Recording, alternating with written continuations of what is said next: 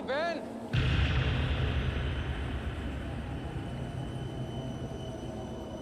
Daddy? You want a balloon, Ben?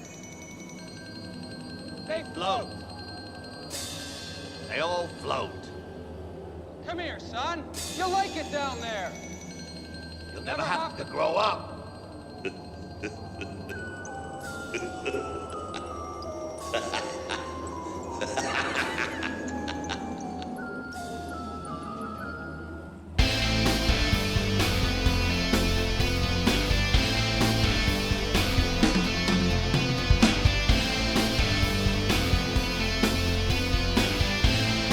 Hello. Do you want to play a game?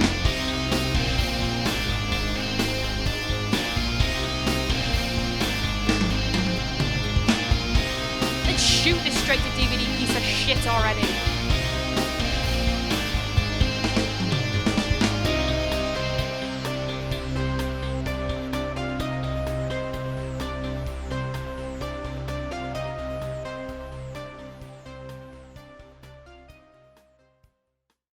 Film was definitely always the goal, but I did start in New York theater doing lots of plays and off Broadway. And you had to choose whether you're going to be a TV actor or a film actor, just like George Clooney left ER and, go be in film. Nowadays you can do everything. There was a silly little TV show called Zoom. I still remember the song and everything. And I would see these kids performing, and I guess like kids would see the show Barney nowadays, and see all those kids, that started on that. And I was like, I want to do that. I want to go on there.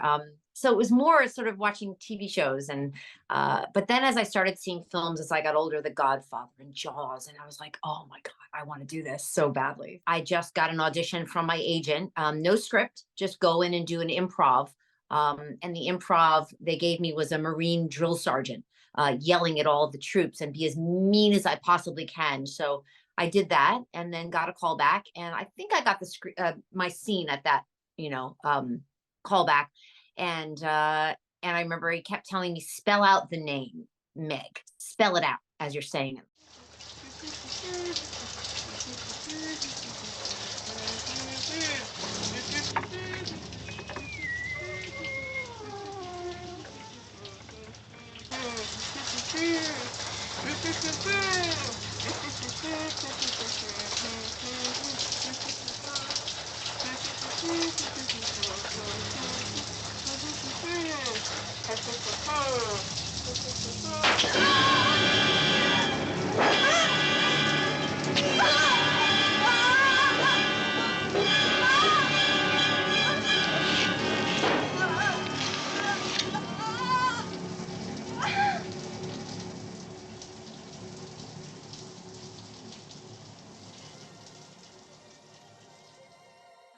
Oh no, of course. The first thing you do when you get a script is look and see what's going to happen. But I was so happy she was going to die.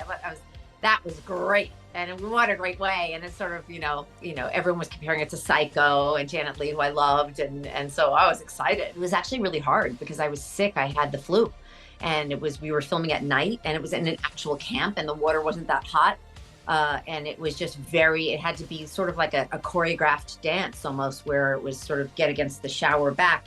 And then the director was yelling out, first of all, the makeup, the special effects took about 2-3 hours to put on. I just had to lie flat on a sort of dirty mattress and not dirty, but like just, and do that, half naked and put that scar and everything on it. And then just the whole thing had to be choreographed when I was screaming what the director's yelling, oh, the knife's going down, now it's to the right, and look right, look left. So it was very choreographed, and to keep, yourself in that moment that you're in horrific pain and being killed, it is a lot going on, And I had to make up a song to hum in the shower as well. He's like, oh, by the way, it can't be anything we know. And I'm like, oh, great, thanks. So it wasn't easy, but that's the challenge of doing your acting and your work. It's great to have that challenge. Otherwise you're bored. I definitely thought I was being over the top and campy, but that's sort of what he wanted, the director. So you have to trust your director that, their vision, maybe you can't see their vision, but just, you've got to trust it and go with it. And I'm glad that I did. Never in a million years could I believe that we'd be celebrating the 40th anniversary this year of this film This little film has done such incredible things, and kudos to Felissa Rose, who played Angela, who has, just skyrocketed support and of this film and what she's done, keeping it going and so great with the fans. And I just recently started doing conventions, but she's been incredible with that, really keeping it alive. And people just, you never could have imagined the little film we were doing that we got paid nothing for, and was filmed at a camp in upstate New York, that would become what it became, a cult classic. No one could have predicted it. No one. It's greater than I ever could have imagined. I love it so much. I love people in general, and I love to chat. Seeing people come up to you who you've made happy with your work and who are so happy and some to tears, it's overwhelming. I couldn't imagine a better feeling. And I love doing conventions. I wish I'd started sooner, but I just started, and we've got a bunch this year. So I hope everybody comes out, because we definitely like to chat.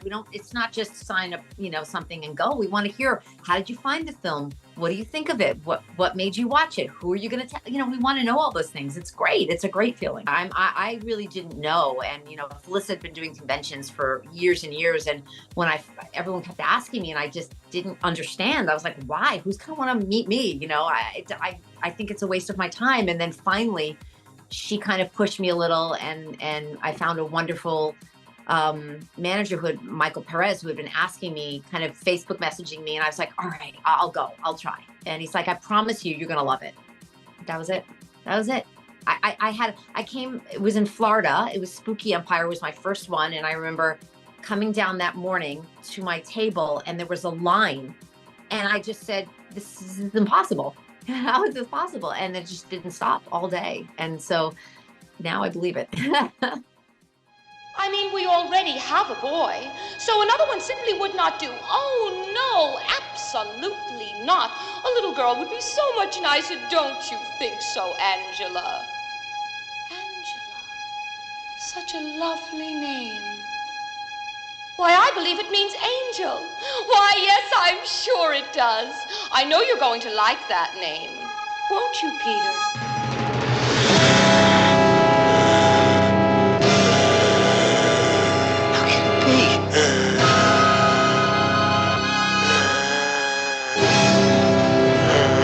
God, she's a boy.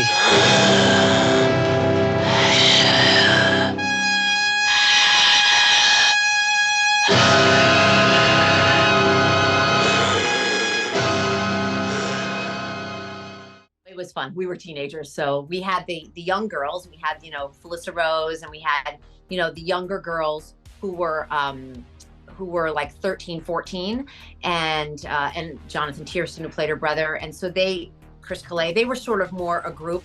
And then the older teenagers, we were 17, 18. We, kind of, we could drink, because 18 was the drinking age then. Not that I did, but maybe one or two. But I'm not a big drinker.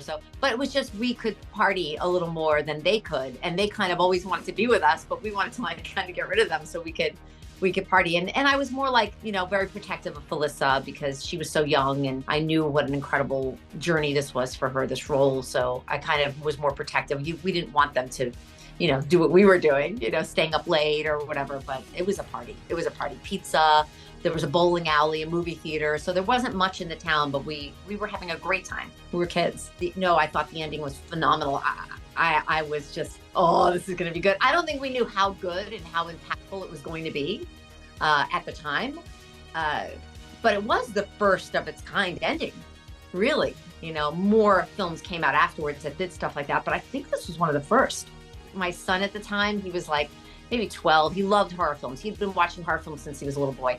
And he had a couple of friends, and they watched it, and the end came, and they just all sat there, and they just were like, I don't get it. And I was like, think about it. And then they were all like, oh, shoot, oh my goodness, and they were so excited. So it takes a second to realize what's going on. Very, very, very proud. And it's funny because they're very, very supportive. That community is very supportive of the film, and Felissa is so supportive of them. They love her. They love me. They're so supportive. They always tell us how much it meant to them when they sort of didn't know what was happening inside them, and to see that movie, realizing, wow, this is something maybe other people are feeling. So they're very supportive of our film, and we're so grateful for that. And didn't know at the time, what it was going to be or what was going to happen. But now, yes, very, very proud. And it's something I ran from, I feel like, as an actor, because there, you know, you didn't want to be pigeonholed into being a horror actress or something. Then you don't get pigeonholed now as much, but back then you did. And I just wanted to run as far away from it and do other things. And I did. And then coming back to it now, I'm so grateful and so proud of it and so happy that I did it. And probably the thing that I'll be most proud of.